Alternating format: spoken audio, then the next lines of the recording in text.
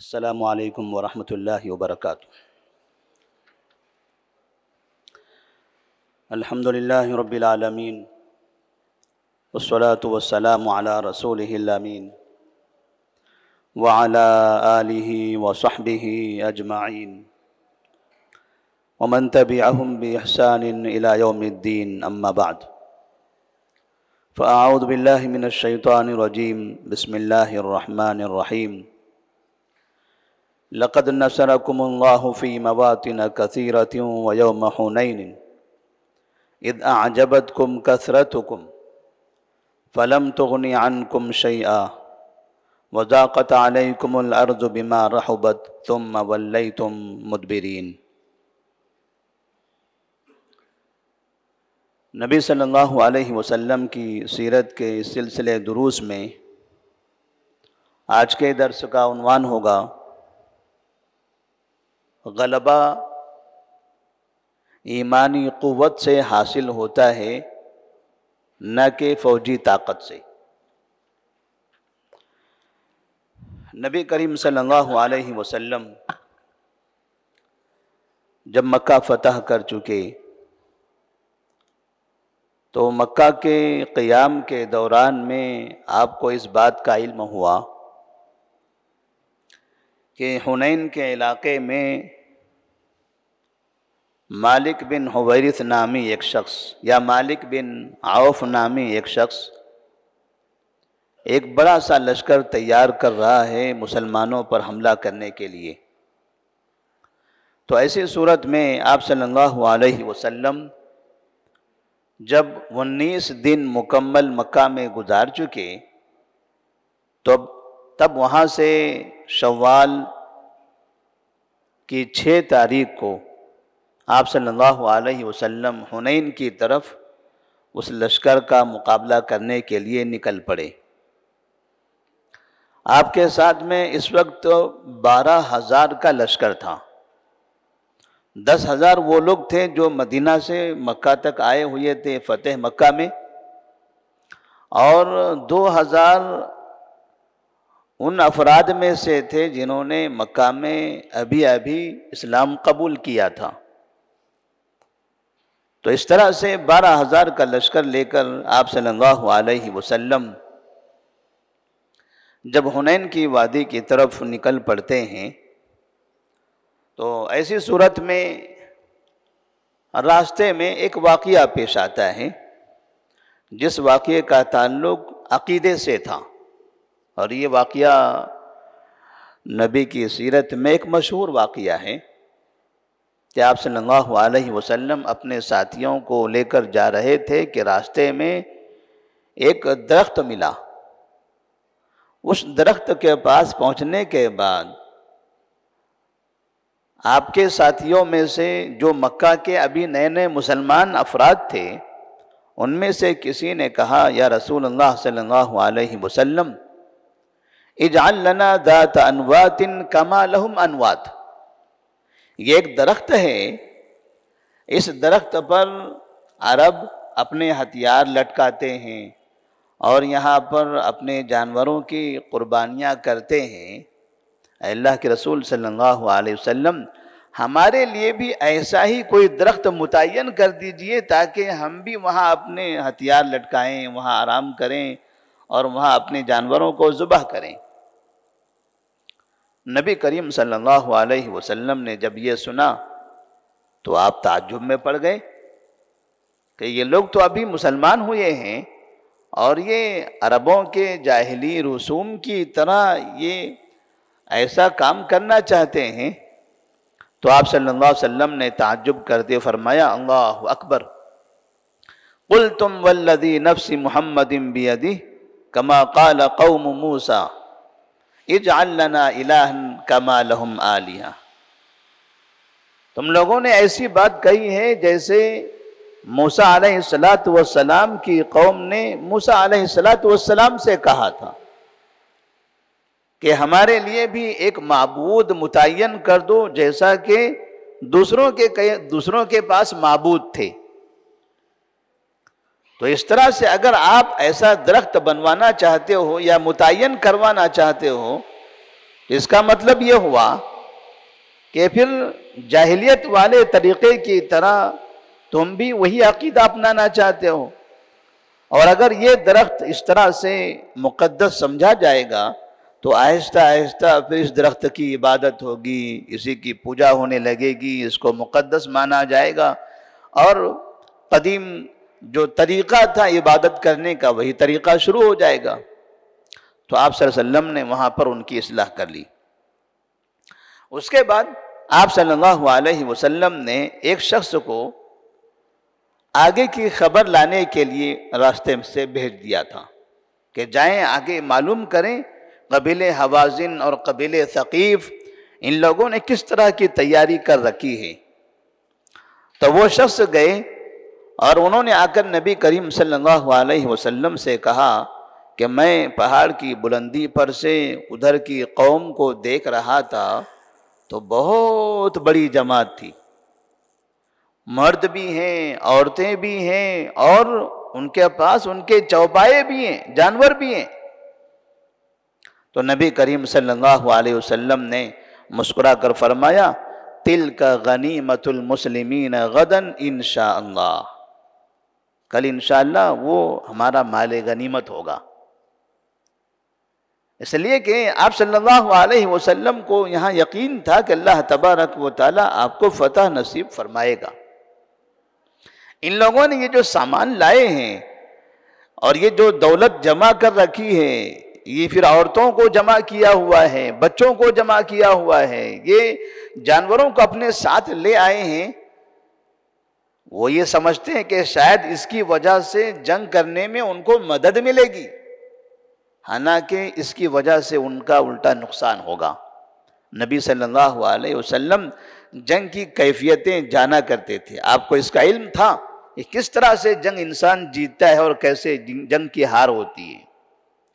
تب آپ نے صحابہ رضی اللہ تعالیٰ عنہم سے فرمایا تِلْكَ غَنِیمَةُ الْمُسْلِمِينَ غَدًا انشاءاللہ۔ اس کے بعد آپ صلی اللہ علیہ وسلم آگے بڑھنے لگے۔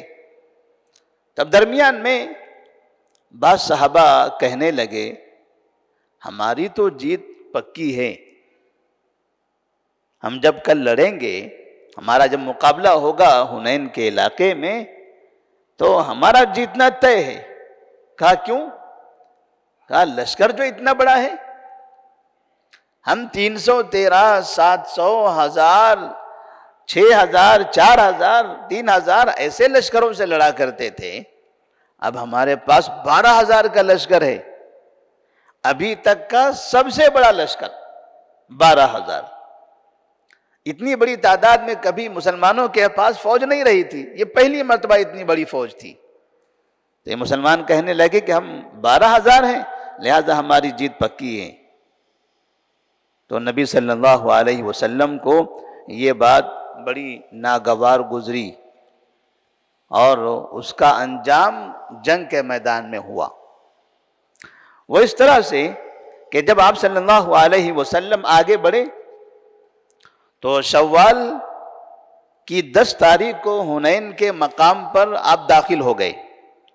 وہاں جانے کے بعد آپ نے اپنی فوج کو ترتیب دے دیا، منظم کر دیا، اور پھر لوگوں کو حکم دیا کہ اب یہاں سے آگے بڑھیں اور دشمن کا مقابلہ کریں۔ جیسے مسلمان تھوڑا سا آگے بڑھے تھے کہ مسلمانوں پر اچانک چاروں طرف سے حملہ ہونے لگا۔ انہیں یہ نہیں سمجھ میں آ رہا تھا کہ یہ حملہ کہاں سے ہو رہا ہے، کون کر رہا ہے۔ اس لیے کہ مالک بن عوف جس شخص نے اتنی بڑی فوج اپنی تیار کر رکھی تھی، اس نے حنین کے علاقے میں مسلمانوں کے آنے سے پہلے جگہ جگہ اپنی فوج کو چھپا کر رکھا ہوا تھا، مکمل طور پر تیار کر کے رکھا ہوا تھا کہ اگر سامنے دکھائی دیں گے تو مقابلہ کریں گے ہی، لیکن اگر چھپ کے ہم حملہ کریں گے تو انہیں سمجھ میں نہیں آئے گا، یہ مقابلہ نہیں کر سکیں گے۔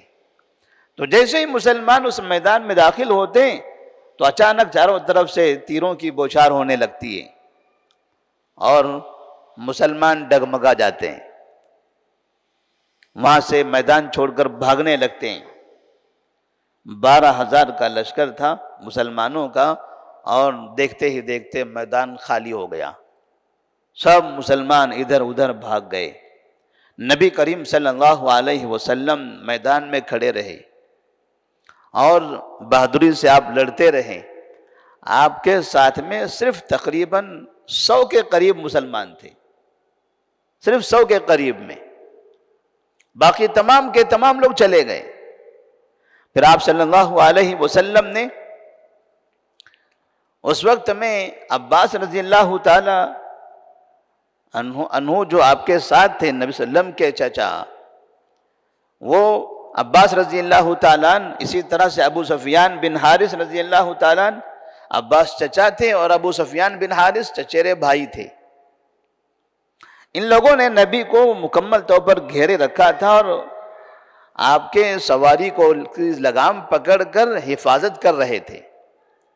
تب آپ صلی اللہ علیہ وسلم نے چاہا کہ اب لوگ تو چلے گئے ہیں، اب کسی طرح سے اپنی سواری کو کفار کی طرف دوڑائیں اور اندر داخل ہو کر مقابلہ کرنے لگ جائیں. یہ صحابہ نے روک لیا، سواری کو آگے بڑھنے سے روکا.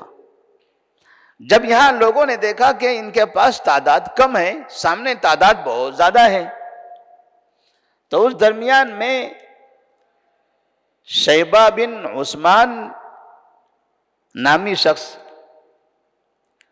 یہ جو مسلمانوں کے ساتھ مکہ سے آیا ہوا تھا اور ابھی نیا نیا مسلمان ہوا تھا، ان کے دل میں اسلام صحیح طرح سے داخل نہیں ہوا تھا. دیکھا نبی صلی اللہ علیہ وسلم کے پاس لوگ کم ہیں تو وہ کوشش کرنے لگا کہ کسی طریقے سے آپ صلی اللہ علیہ وسلم پر حملہ کر دیں، کیونکہ ان کے والد کو جنگ احد میں قتل کر دیا گیا تھا. اب اپنے ہی لوگوں میں سے اگر کوئی اس طرح سے دھوکہ دے کر قتل کرنے کا ارادہ کر لے، تب ایسی صورت میں تب کیسے نقصان ہو سکتا ہے، یہ تو اندازہ ہوتا ہے. لیکن اللہ تبارک و تعالیٰ نے نبی کریم صلی اللہ علیہ وسلم کو اس کی اطلاع دے دی. وہ شخص نبی کے چاروں طرف سے کوشش کر رہا تھا کہ دائیں طرف سے موقع ملے، بائیں طرف سے موقع ملے، آگے سے موقع ملے، پیچھے سے موقع ملے، کسی طرف سے داخل ہو کر نبی کے قریب پہنچوں اور حملہ کر دوں. لیکن صحابہ رضی اللہ تعالیٰ عنہم میں سے کچھ افراد نبی کو اس طرح سے گھیر رکھے ہوئے تھے کہ اسے موقع نہیں مل رہا تھا. آپ نے اس کو دیکھا، کہا ادھر آؤ. وہ موقع کی تلاش میں تھا، آپ نے اسے خود ہی قریب بلا لیا اور قریب بلا کر ان کے سینے پر ہاتھ مار کے اللہ تبارک و تعالیٰ سے ان کے لیے دعا فرمائی. اللہم اذہب عنہ الشیطان، اے اللہ اس سے شیطان کو بھگا دے، شیطان سے اس کو یا اس سے شیطان کو دور کر دے. اس کے اندر جو خرافات پیدا ہو گئی تھی، جو یہ دھوکہ دینا چاہتا تھا، اس کے دل کو صاف کر دے. آدمی شرمندہ ہوا، نبی کریم صلی اللہ علیہ وسلم سے اس نے معذرت چاہی اور آپ نے پوچھا تم مجھ پر حملہ کرنا چاہ رہے تھے نا، موقع کی تلاش میں تھے، موقع نہیں مل رہا تھا. کہاں ہاں. جب پتہ چل گیا، شرمندگی کا مظاہرہ کیا اور اس کے بعد پھر وہ اپنے اسلام پر مضبوطی سے جمے رہے. اللہ تبارک و تعالیٰ نے پھر ان کے دل سے وہ جو کفر جو ابھی جس سے انہوں نے دوری اختیار کی تھی، وہ مکمل طور پر ان کی زندگی سے ختم ہو گیا. اس کے بعد جب دیکھا عباس رضی اللہ تعالیٰ عنہ نے کہ ہمارے پاس تعداد کم ہے، مشرکین کے پاس تعداد بہت زیادہ ہے اور مقابلے میں بڑی تکلیف ہو رہی ہے اور لوگ ادھر ادھر بھاگ چکے ہیں، اب کیا کیا جائے، کہیں ایسا نہ ہو کہ سب کا ہی خاتمہ ہو جائے. تو عباس رضی اللہ تعالیٰ عنہ نے زور سے آواز لگائی کہ یا للمہاجرین، یا للانصار، یا اصحاب بیعت الرضوان. الگ الگ ناموں سے صحابہ کو خطاب کرنے لگا. اے بیعت الرضوان والے، اے مہاجرین، اے انصار، کہاں ہیں آپ لوگ، آؤ واپس. کہتے ہیں عباس رضی اللہ تعالیٰ عنہ کی آواز بہت بلند ہوا کرتی تھی. جب انہوں نے ایسی آواز لگائی تو مسلمان جو ادھر بھاگ رہے تھے سب کے سب آواز سن کر واپس دوڑ پڑے، واپس اسی میدان میں آئے اور پھر وہاں آنے کے بعد انہوں نے انتہائی مضبوطی کے ساتھ، قوت کے ساتھ مقابلہ کیا۔ حالت یہ تھی ان مسلمانوں کی اس آواز کے سننے کے بعد کہ وہ فوراً اپنی جگہ سے ہی جانوروں کو پلٹا رہے تھے۔ اگر کبھی ان کے جانور پلٹتے نہیں تھے، آگے کی طرف الٹے بھاگ ہی رہے تھے، تو ایسی صورت میں وہ جانور کو چھوڑ دیتے، اس کے اوپر سے کود جاتے اور کود کر نبی کی طرف بڑھنے لگتے تھے، کیونکہ جیسی ان کو آواز آئی فوراً وہ سب کے سب ادھر کی طرف بھاگنے لگے، اور سب پھر دوبارہ میدان میں آئے، اور میدان میں آنے کے بعد پھر ان لوگوں نے دوبارہ مقابلہ کیا، اور پھر مقابلے میں فتح نصیب ہوئی۔ جنگ کے میدان میں یہ ایک دوسرا واقعہ تھا کہ ایک ہی میدان میں دو طرح کی حالت ہو گئی۔ ایک جنگ احد میں پہلے جیت گئے تھے، پھر بعد میں نقصان ہوا۔ جنگ حنین میں پہلے بھاگ رہے تھے، بعد میں اللہ تبارک و تعالیٰ نے یہاں پر ان کو فتح عطا فرمائی۔ وہاں نبی کی نافرمانی کی وجہ سے جیتی ہوئی جنگ جو ہار گئے تھے، وہ نبی کی نافرمانی کی وجہ سے۔ نبی نے فرمایا تھا کہ جبل رمات والوں کو کہ آپ پہاڑ پر رہنا، وہاں سے نیچے نہ اترنا، ہماری لاشیں اگر جانور کھاتے ہوئے بھی آپ دیکھ لو تب بھی نہیں اترنا، لیکن وہ اتر گئے۔ انہوں نے دیکھا کہ مشرکین مکہ تو سب بھاگ چکے ہیں، کوئی بھی نہیں ہے، اب یہاں مسلمان مال غنیمت جمع کر رہے ہیں، جنگ تو ختم ہو چکی ہے۔ نبی کا مقصد تو یہی تھا کہ جنگ کے اختتام تک رہیں، لہذا جنگ ختم ہو گئی، نیچے اتر گئے۔ اور خالد بن ولید رضی اللہ تعالیٰ عنہ جو اس وقت مسلمان نہیں ہوئے تھے، انہوں نے موقع پایا اور پھر پہاڑ کے پیچھے سے گھوم کر مسلمانوں پر حملہ کر دیا۔ 70 مسلمان وہاں پر شہید ہوئے تھے اس واقعے کے بعد۔ اس سے پہلے یہ 70 شہید نہیں ہوئے تھے، جب خالد بن ولید رضی اللہ تعالیٰ عنہ پلٹ کر آئے تب یہ 70 مسلمان مارے گئے۔ اور یہاں پر مسلمانوں کے اندر اب وہ طاقت آ گئی تھی، مسلمان کی تعداد بڑھ گئی تھی، انہیں ایسا محسوس ہو رہا تھا کہ ہماری تعداد اب بہت زیادہ ہے، اب ہمیں ڈرنے کی ضرورت نہیں ہے۔ تو انہوں نے یہ سمجھا کہ شاید جنگیں تعداد سے جیتی جاتی ہے، اگر تعداد سے جیتی جاتی تو پھر جنگ بدر کیوں جیت گئے؟ 313 تھے اور ادھر 1000 تھے، تو وہ جیتنا چاہیے تھا۔ تو تعداد سے نہیں جیتی گئی، یہ جنگیں جو جیتی جاتی ہے ایمانی قوت سے۔ تو یہاں پر پھر اس کے بعد میں جب مسلمان پلٹ کر واپس آئے ہیں تو نبی کریم صلی اللہ علیہ وسلم کو اللہ تبارک و تعالیٰ نے ایسی فتح نصیب فرمائی ہے کہ پھر قبیلہ ثقیف کے تقریباً 70 لوگ مارے گئے اور بہت سا مال غنیمت آپ کے ہاتھوں میں آیا۔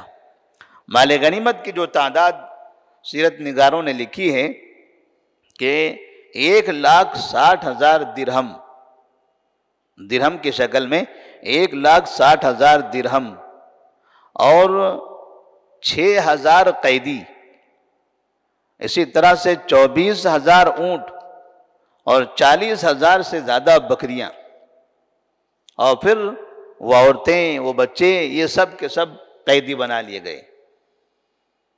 جنگ حنین میں مال غنیمت بہت بڑا ہاتھ لگا تھا مسلمانوں کے پاس۔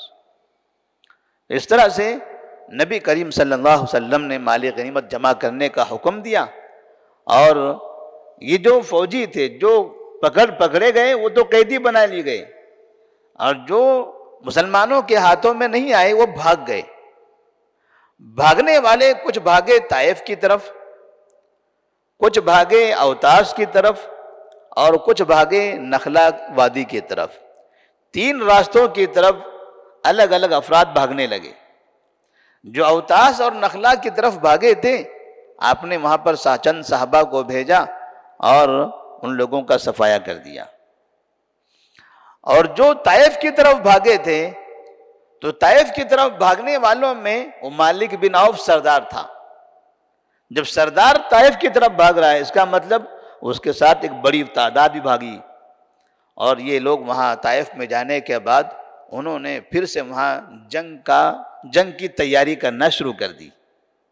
تو نبی کریم صلی اللہ علیہ وسلم بعد میں طائف کی طرف اپنے صحابہ کو لے کر جاتے ہیں، اور کیا واقعہ پیش آتا ہے انشاءاللہ اس کو آئندہ کے درس میں بتایا جائے گا۔